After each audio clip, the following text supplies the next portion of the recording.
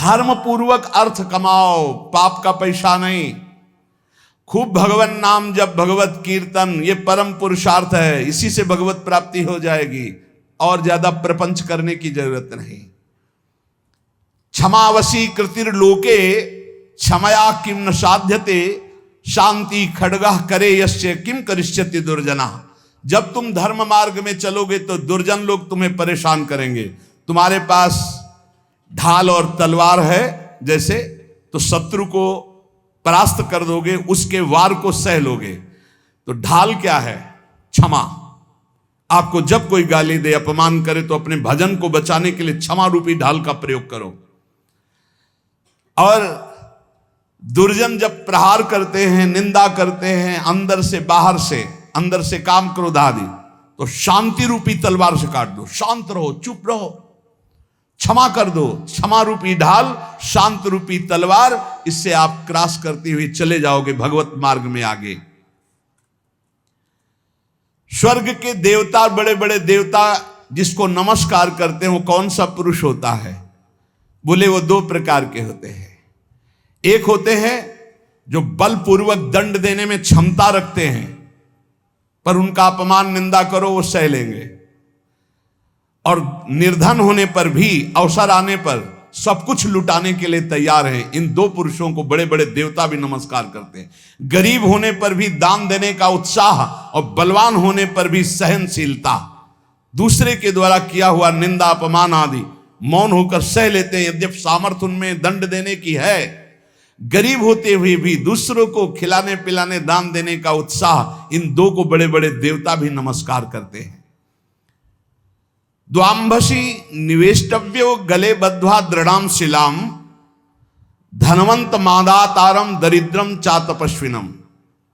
ये दो मरे हुए ही समझो, संसार में जीवित है, पर इसका अर्थ सीधे होता है कि गले में पत्थर डालकर डूब के मर जाने वाले स्वभाव वाले हैं। क्या? जो धनी होने पर भोग विलासिता में पैसा खर्चा करते हैं। एक होटल में गए, लाखों रुपए खर्चा कर दिए। अरे 250 ग्राम आटा नहीं खा सकते हो? कितने का 250 ग्राम आटा होता है? 1-2 कटोरी दाल सब्जी ले लो, 2-4 रोटी ले लो, खा लो। प्रकृति के पैसे को बर्बाद करते हो। 5 लाख उड़ाया है, 5 लाख में 500 आदमी खूब बढ़िया भोजन पाते और बढ़िया स्वस्थ रहते। ऐसे विचार करना चाहिए। दुर्गति किनकी होती? जिनको इस जन्म में धन मिला और वो दूसरों की सेवा में, भागवतिक सेवा में न लगाकर भोगों में लगाते हैं। पीछे वाले श्लोक में था, कह रहे द्वाविमौ पुरुषौ राजन स्वर्गस्योपरि तिष्ठितः प्रभुश्च क्षमया युक्तो दरिद्रश्च प्रदानवान। जो गरीब होकर दूसरों को दान देने का उत्साह रखता है वो, और जो बलवान होने पर दूसरों को क्षमा कर देता है वो, इन दो को देवता भी नमस्कार करते हो। देवलोक के भी ऊपर गति पाने वाला है। और इन दो को, जो धनी होने पर, धन होने पर भी साधु सेवा, गौ सेवा, भक्त सेवा या समाज सेवा में ना देकर वो उड़ाता है नाना प्रकार के काम भोग, विषय भोग, मनोरंजन में। ऐसा नहीं कि प्रकृति का धन तुम्हें मिला, तुम उसके स्वामी जो चाहो कर लो। तुम सिर्फ मुनीम हो, स्वामी तो भगवान है। हिसाब से चलो, नहीं सब छीन लिया जाएगा। जो धनी होने पर मदांध होकर गलत जगह धन खर्चा करता है, मैं इसका स्वामी हूं, और सही ढंग से उसका खर्चा ने, सो धन धन्य प्रथम गति जाकी। अरे कितने ऐसे बीमार लोग हैं जिनके पास अर्थ व्यवस्था नहीं। कितने भूखे लोग ऐसे हैं जिनके पास भोजन व्यवस्था, हम कह रहे हैं बहुत वास रहित लोग हैं जिनकी वास व्यवस्था नहीं। तुम्हारे पास धन बड़ा है, अरे कितने कितने करोड़ ऐसे मनोरंजन में, पूरे भारत में एक एक कुटिया बना दो, एक एक गांव में तो एक एक परिवार तो रह जाएगा। धन का सदुपयोग है दूसरों के सुख में लगाना, अपने मनोरंजन में लगाना नहीं। अपनी आन बान शान किसमें है? भगवान प्रसन्न हो जाए, इसमें नहीं है कि संसार जान जाए कि हमने इसके लिए इतना पैसा खर्चा किया। दुर्गति होती है। धन अगर वो धर्म विरुद्ध आचरणों में जा रहा, तो तुम स्वामी के द्वारा दिए हुए धन का अपमान करो। तुम स्वामी नहीं हो, लक्ष्मीपति नारायण है, तुम थोड़ी हो। तुम तो मुनीम हो, तुम्हें केवल पुण्य बल से उतना अधिकार मिला है, छीन लिया जाएगा, देख लेना। इसी जन्म में दोनों क्रियाएं देखी गई। मदोन्मत्त हो जाने से श्री वैभव अंतर ध्यान हो जाता, खत्म खेल, पूरा जीवन जेल में काटो। और जो दरिद्र होने पर कष्ट सहकर भगवान नाम जप करके अपना काम नहीं बना लेता है, भोगों के लिए ललचाता हुआ दूसरों की चाटुकारिता करता है, दोनों मरे हुए पुरुष हैं ये, मरे हुए। जिन्हारी भगत हृदय नहीं आनी, जीवित सौ समानते प्राणी। हरणम च परश्वानाम परदाराभिमर्शनम सुहृदश्च परित्यागस्त्रयो दोषा छयावहा। महान धर्मावतार भगवान की परम प्रेमी विदुर जी, ये जो दूसरे को फुसला कर या जबरदस्ती या किसी भी प्रभाव से दूसरे की संपत्ति का अपहरण करते हैं, या मित्र की पत्नी या व्यवहार बनाकर या प्रलोभन करके दूसरे की स्त्री के साथ सहवास करते हैं, और जो अपने मित्र के साथ दगाबाजी धोखाबाजी सुहृदों का परित्याग करते हैं, इनको निश्चित दुर्गति प्राप्त होती है। ध्यान से सुन लो, यही निर्णय करने वाले हैं। धर्मराज का सीधा अवतार विदुर जी हैं और धर्म का अंशावतार युधिष्ठिर जी हैं। सीधा धर्मराज ही आए हैं विदुर जी के रूप में। वही कह रहे, हरणम च परश्वानाम परदाराभिमर्शनम, में बहुत बड़ा पाप है अपनी भागवतिक पद्धति से स्वीकार की हुई अर्धांगिनी के सिवा किसी माता बहन की, वो तुम्हारी दुर्गति कर देगा, या अपने पति के सिवा किसी और, वो तुम्हारी दुर्गति कर देगा। परदाराभिमर्शनम, आयु क्षीण हो जाती है, श्री क्षीण हो जाती है। आपको लगता है, कहते हैं कुछ लोग ऐसा कहते हैं कि आप जो जो वर्णन करते हो सब उसमें बड़े मौज से है। तुमको बताया है आखिरी इच्छा पूर्ति की जाती मरने वाले की। इनकी आखिरी इच्छा है तुम अजर अमर तो हो नहीं तो देख लेना इनकी क्या गति होगी। भैया 2-4 बार डकैती से सफल हो गया तो लाखों रुपया उड़ा रहा, तुम कह रहे हो बड़े मौज में। और जिस दिन पकड़ा जाएगा ना, और फिर जब दंड उसको मिलेगा, तब आप देखने नहीं जाओगे कि उसको क्या क्या दंड मिलता है। ऐसे ही जब यमपुरी में जीव जाता है यहां से कर्म करके, तो शास्त्रों में पढ़ो, तुम्हें शास्त्रों तक पहुंच नहीं और विश्वास नहीं तो तुम मानते नहीं हो कि नरक है। जो दूसरे का धन अपहरण करता है, दूसरे की स्त्री का संसर्ग करता है, मित्र बना करके व्यवहार बना करके पराई स्त्री के साथ सहवास करता है या पराय पुरुष से सहवास करता है, जो अपने सुहृद मित्र को धोखा देता है, परित्याग करता है, ये सब नरक जाने वाले पाप हैं। भक्तम च भजमानम च तवास्मीति च वादिनम त्रिनेतात शरणम प्राप्तान विस्मेपि न संत्यजे। जो तुम्हारा भक्त हो, तुम्हारी सेवा में रहा हो और एक बार हृदय से कह दिया कि मैं आपकी शरण में हूं, ऐसे 3 प्रकार के मनुष्यों के संकट आने पर पूर्ण रूप से सहयोग करना चाहिए। गृहस्थ में अपने कुटुंब में जो सबसे बूढ़ा हो उसको सबसे पहले भोजन देना चाहिए, धर्म का आदेश है। यहां बहू और लड़का कॉफी और समोसा और चाय छान रहे हैं और बूढ़े टुकुर टुकुर हेर रहे हैं। अगर कुछ कहें भी तो डांट देंगे, तुम्हें घर में तो रहना है, बना लेना, चाय पी लेना, हमें ऑफिस जाना है। और ज्यादा बात किए तो 2-4 थप्पड़ मार दिए मां के पिता के। कुटुंब में सबसे पहले भोजन का अधिकार किनको है? गरम गरम भोजन बना के पहले वयोवृद्ध, फिर दूसरा अधिकार बच्चे, फिर तीसरा अधिकार अपने जो आए हुए जन हैं, जो घर के जन हैं। बनाने वाला सबसे बात के, ये नहीं कि बनाने वाला पहले चक छान के फिर जो मनाया सो परोस दिया। ये वो रसोई में कभी कमी नहीं हो सकती जो ऐसी रसोई होगी।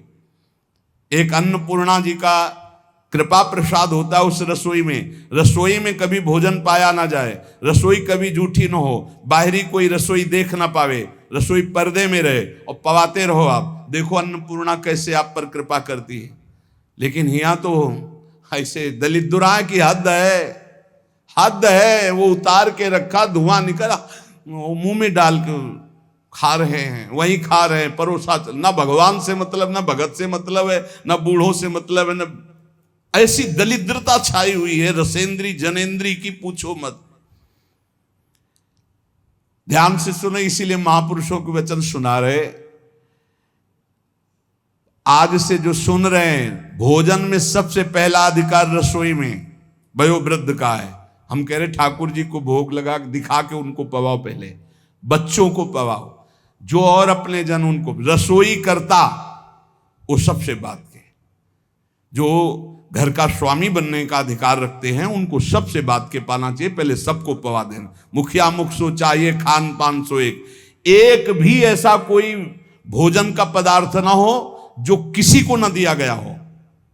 छुपाव नहीं होना चाहिए। रसोई में जो बने सबको, पंगत में जो परोसा जाए सबको, नहीं परोसा ही ना जाए। ध्यान रखना, नहीं इससे अपराध लगता है। 20 को कुछ और, 30 को कुछ और, 50 को कुछ और, ऐसा नहीं। एक मुखिया मुख सो चाहिए, खान पान सो एक। घर में जो चीज बनाओ वो सबको बराबर दो। ऐसा नहीं होना चाहिए कि आप अपने लिए कुछ अलग, उनके लिए कुछ अलग। जब अपनी मोह वृत्ति होती है, सत्संग का ज्ञान नहीं होता तो अलग अलग होता है, बहुत विचित्र होता है, बड़ा अपराध बनता है। दूसरा, अपने संबंध में जो संकट में पड़ा हो तो बिना बुलाए अपने आप जाकर उसका सहयोग करना चाहिए। तीसरा, यदि अपनी बहन संतानहीन हो, व्यवस्था ना हो और वो अपने पास रहना चाहे तो आदर के साथ पूरे जीवन उसको रखना चाहिए। भगवान धर्म स्वरूप विदुर जी कह रहे, अगर गृहस्थी में रहकर ये 4 आचरण संभाल ले जो अभी बोले गए और नाम जप करे तो भगवान की प्राप्ति निश्चित है। बड़े बूढ़ों को भोजन में सबसे पहला अधिकार है। बड़े बूढ़े भगवान साक्षात, मातृ देवो भव, पितृ देवो भव। यदि तुम्हारा कोई संबंधी कष्ट में है तो बिना बुलाए जाओ, उसका सहयोग करो। और यदि तुम्हारी बहन संतानहीन, धनहीन है, परिवार में उसको नहीं रखा जा रहा, आप आदर पूर्वक जीवन भर रखो, इससे भगवान प्रसन्न हो जाएंगे। षट दोषा पुरुषेणे हातव्या भूतिमिच्छता, निंद्रा तंद्रा भयम क्रोधम आलस्यम दीर्घ सूत्रता। ये 6 दोष जिसमें होते हैं उसे भगवत सिद्धि प्राप्त नहीं होती। परमार्थ की उन्नति चाहने वाले, भगवान को प्राप्त करने वाले को ये 6 दोष त्याग देना चाहिए। महात्मा विदुर जी कहते हैं क्या? पहले निद्रा त्यागने का मतलब उचित निद्रा, 4 घंटे 5 घंटे। इसके बाद 6 घंटे उसके आगे जुड़ता है जो बहुत मेहनत करता है।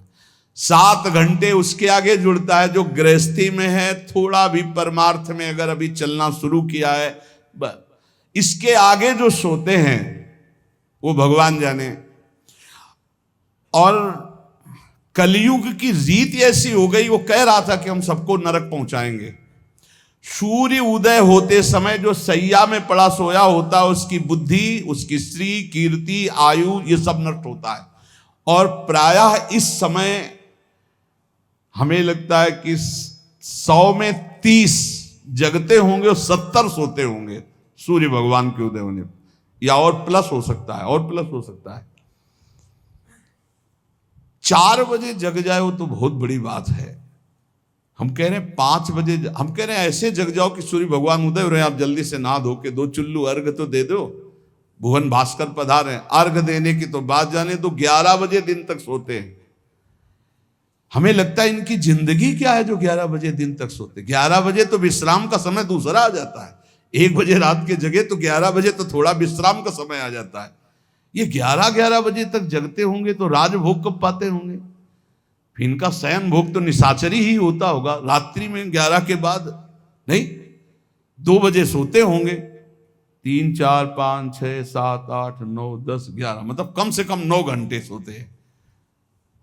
ये जिंदगी ठीक नहीं। इससे पूरा का पूरा आपका परमार्थ नष्ट हो जाएगा। विदुर जी महाराज कह रहे, एक बार कुछ ऐसे नाइट ड्यूटी वाले जन हैं, तो हमें लगता है अगर ऐसा कुछ हो तो सूर्य उदय के समय उठ जाओ, हाथ मुंह धो करके यार सूर्य भगवान को प्रणाम करो और थोड़ा नाम जप करो, फिर सो जाओ। अगर आप रात में जगह ड्यूटी पर सूर्य उदय के होते समय अगर सोते मिले तो आपके सुकृत नष्ट हो जाएंगे। ये पक्का समझो, आपका श्री वैभव क्षीण हो जाएगा। आपको लगेगा बहुत धनी है।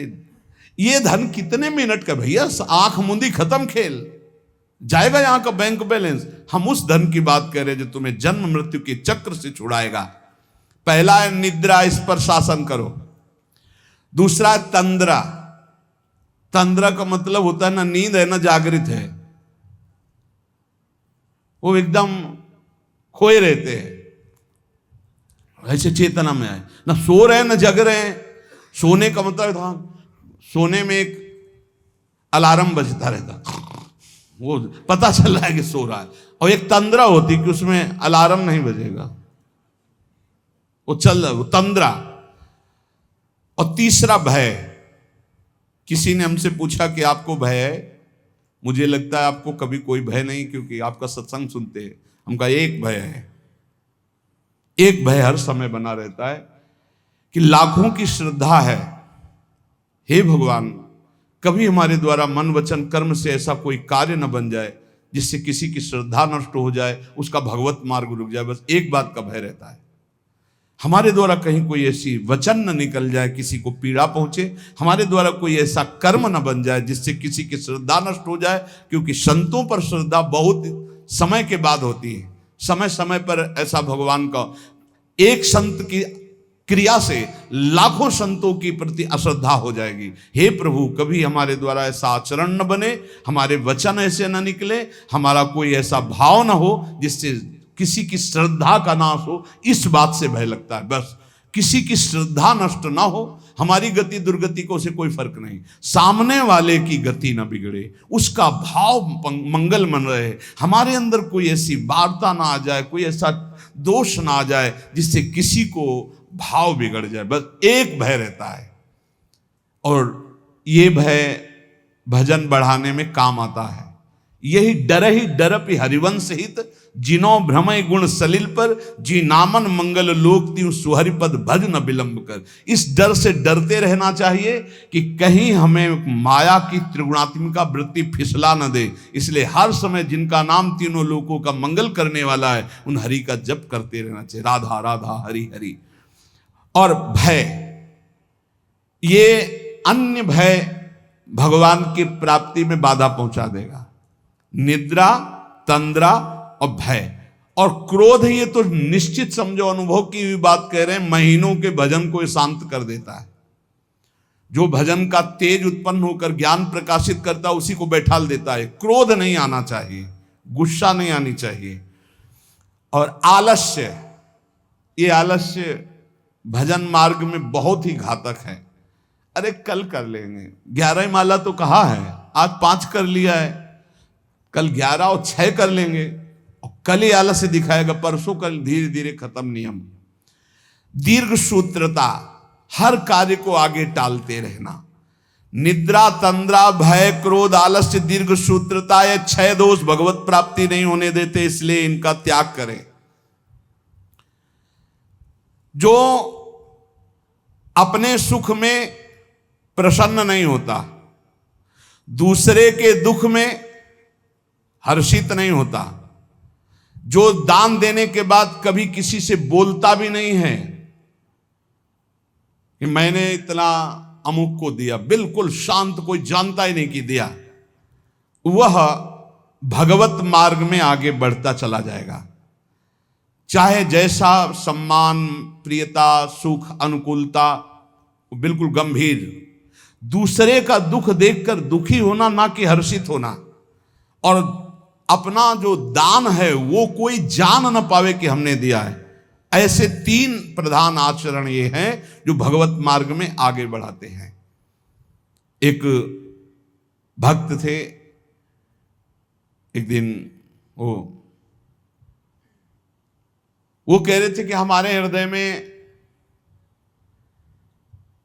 एक प्रबल लालसा जागृत हुई, जैसे छत्रपति वीर शिवाजी ने अपने गुरुदेव को सब कुछ दान कर दिया।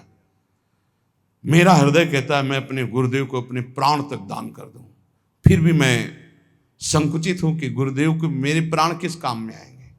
जब मैं देखता हूं कि अपने गुरुदेव को जो देना चाहता हूं अरुचि है, तब मुझे लगता है क्या करूं जिससे मैं अपने गुरुदेव को प्रसन्न कर लूं। अंदर ये बात जरूर है, और ऐसा नहीं कि वो कोई साधारण पुरुषों में कि घर गृहस्थी के ऐसे ही नहीं, ऐसे नहीं, अरबों खरबों का वैभव है उनके पास, बस ऐसे साधारण पुरुष की तरह रहते हो। दोनों पति पत्नी रो कैसे कह रहे थे, हृदय में लालसा, पर जब मैं देखता हूं कि मेरे पास जो कुछ है वो सब घास फूस है उनके लिए, तब लगता है क्या ऐसा कर दूं कि मेरे गुरुदेव प्रसन्न हो जाए। ये बात जिनके हृदय में बनी रहती है कि मेरे इष्ट देव कैसे प्रसन्न हो, मेरे गुरुदेव कैसे प्रसन्न हो, वो कभी दोष कर ही नहीं सकते। बोले मुझे कभी कुछ नहीं चाहिए, न परम पद चाहिए, न कुछ भागवतिक चाहिए, न लौकिक चाहिए, आपकी केवल मुस्कुराहट चाहिए कि मेरे गुरुदेव प्रसन्न रहे। बस इसी बात से मैं जलता रहता हूं कि मैं क्या करूं जिससे मेरे गुरुदेव प्रसन्न हो जाए। ये बात जिनके गुरु प्रसन्न तो साहवन कूला, मिटी सकल कल्पित भयशूला। जो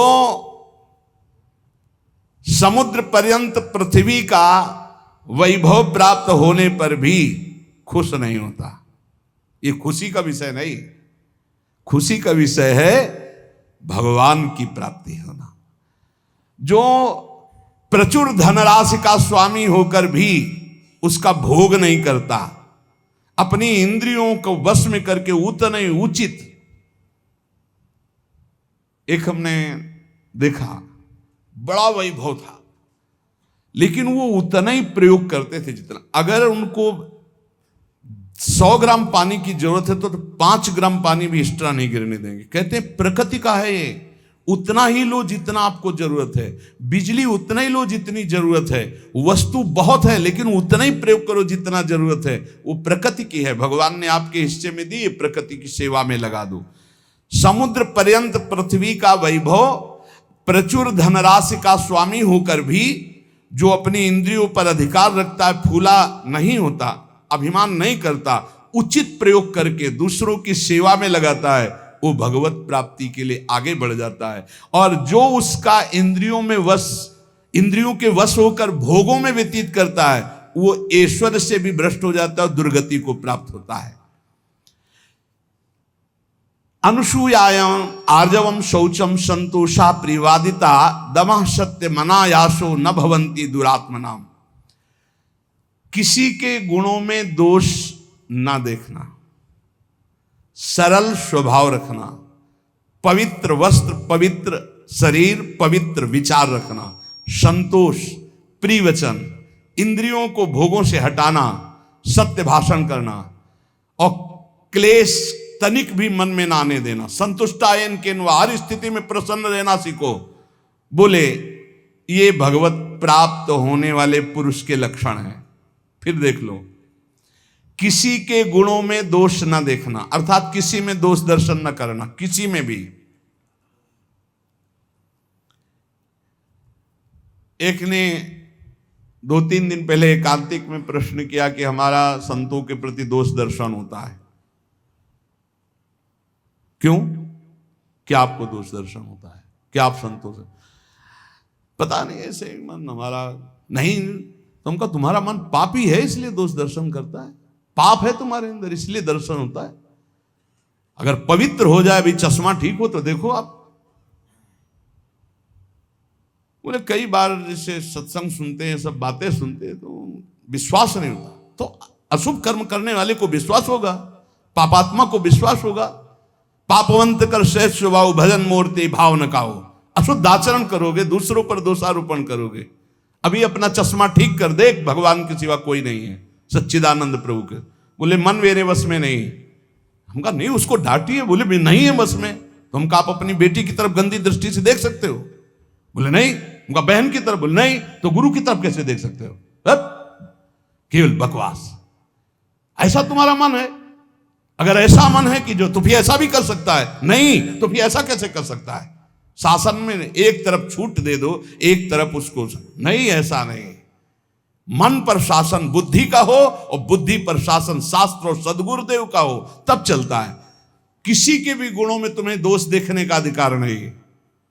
तुम अपने दोष देखो। बुरा जो देखन मैं चला, बुरा ने मिलिया कोई, जो दिल खोजूं आपनो तो हम सब बुरा न हो। पक्की बात है, ईमानदारी से। अगर बुराई देखने चलो तो अपने हृदय रूपी महल में घुस के देखो तो अभी पता चल जाएगा। अनुसूया, किसी के गुणों में दोष देखना है सबसे बड़ा छिद्रान्वेषण, सबसे बड़ा भजन मार्ग में बाधक भाव है, कभी इसको अंदर मत आने देना। आ जाए तो तत्काल प्रभु से प्रार्थना करना। सरल स्वभाव रखो, पवित्र वस्त्र रखो, पवित्र शरीर रखो, पवित्र विचार रखो, संतोष भाव रखो, प्रिय वचन बोलो, इंद्रियों को खुला मत छोड़ो, सत्य भाषण, क्लेश सहो, जितने भी दुख आवे आनंद पूर्वक सहो। तो बोले ऐसे लक्षण भगवत प्राप्त महापुरुषों में। अब वो भगवत प्राप्ति करने वाला है या भगवत प्राप्त होने ही जा रहा है, जिसके अंदर ये लक्षण आ जाते हैं और भजन परायण रहता है। हिंसाम बलम साधु नाम राज्ञाम दंड विवर्ध बलम शुशुषातु बलम स्त्रीणाम क्षमा गुणवताम बलम। दुष्ट पुरुष कटुक वचन और मारपीट करके अपना बल दिखाता है, लेकिन जो साधु पुरुष होता है वो मुस्कुराकर सहकर अपने बल का दर्शन कराता है। बलवान कौन? जो दूसरों के द्वारा कट वचन विपरीत व्यवहार करने पर भी मुस्कुरा के चला जाता है, वही गुणवान है, वही बलवान है, वही क्षमावान है। इसलिए हे राजन, मैं मधुर शब्दों में कह रहा हूं कि यदि तुम्हें भगवत प्राप्ति करनी है तो ये निद्रा, तंद्रा, भय, क्रोध, आलस्य, दीर्घ सूत्रता, इनको त्यागो। गुणों में दोष मत देखो किसी के, सरल रहो, पवित्र भाव रखो, संतोष, प्रिय वचन बोलो, इंद्रियों का दमन करो, सत्य भाषण बोलो, और जितना भी क्लेश दुख आवे चुपचाप सह जाओ, नाम जप करो, भगवत प्राप्ति हो जाएगी। इन महान पुरुषों के वचनों का बार बार मनन करो और अपने आचरण में उतारो। कभी तुम्हारा कोई पुण्य दान आदि बन जाए तो ये तुम्हारा अहंकार अंदर से उठेगा कि उसका वर्णन करूं, मत करना, वो तुम्हारे बहुत काम आएगा आगे चल करके। कभी किसी को पानी पिला दिया हो, कभी किसी को भोजन पवा दिया हो, कभी कोई दान पुण्य कर दिया हो, मौन रहना, पूछने पर भी मत बताना।